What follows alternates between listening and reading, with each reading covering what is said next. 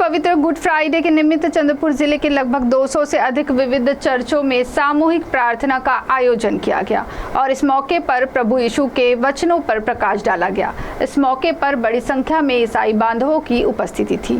तो चलिए नजर डालते इस खबर पर। लगातार 40 दिनों तक उपवास करते हुए क्रिश्चियन बांधवों ने पवित्र गुड फ्राइडे इस दिन के अवसर पर आज शुक्रवार को चंद्रपुर के संत आंद्रिया देवालय में बड़ी संख्या में उपस्थित होकर श्रद्धा और भक्ति भाव से सामूहिक प्रार्थना। इस मौके पर प्रभु यीशु क्रिस्त के बलिदान की याद कर उन्होंने उनके द्वारा दिए गए शिक्षा का स्मरण किया। चंद्रपुर जिले के लगभग 200 से अधिक विविध चर्चों में सामूहिक प्रार्थना का आयोजन गुड फ्राइडे के निमित्त किया गया था। संत आंद्रिया देवालय के पालक रेवेंट एंथोनी अमीर के मार्गदर्शन में विशेष प्रार्थना तथा उपासना से शुरुआत की गई। सैकड़ों की संख्या में उपस्थित क्रिस्ती बांधवों ने देश में शांतता तथा बंधुभाव बना रहे इसके लिए ईश्वर से प्रार्थना की। इस मौके पर गुड फ्राइडे के महत्व को बताते हुए प्रभु यीशु ने मानव के उद्धार के लिए दिए गए बलिदान के संबंध में संदेश दिया। इस मौके पर अनेक क्रिश्चियन बांधवों ने इस प्रार्थना में सहभाग लिया। वो देकर जाता है और एक मसीह जीवन के ये 7 आधार स्तंभ जो है ये हमारे लिए बहुत ही महत्वपूर्ण है।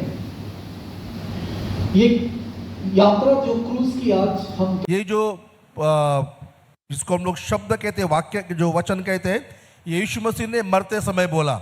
हालेलुया। और इन शब्दों को खास महत्व भी दिया जाता है। जैसा लोग कहते हैं कि जब मरने वाला कोई व्यक्ति है, जब वो क्या कह रहा है मरते समय, वो एक कुछ अच्छी बातें बताता है या गुड़ बातें बताता है या रहस्य की बातें बताता है। तो यीशु मसीह के जीवन के 7 वचन जो उसने बोले, पहला वचन कौन सा था? स्वयं। ऐसा कहते जब यीशु मसीह क्रूस पर उन समय में था तो यीशु मसीह पुराने नियम के वचनों को याद कर रहा था। यहाँ के कुछ वचन है जो भजन संहिता में भी पाए जाते हैं।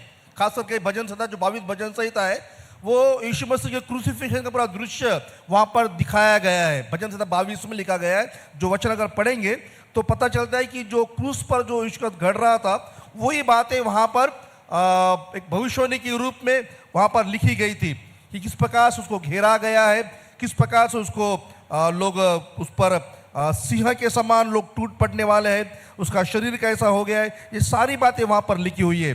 और ये भी जो वचन अभी हमने पढ़ा, ये भी भजन संहिता 31 पे हम पाते हैं जो दाऊद राजा ने लिखा था।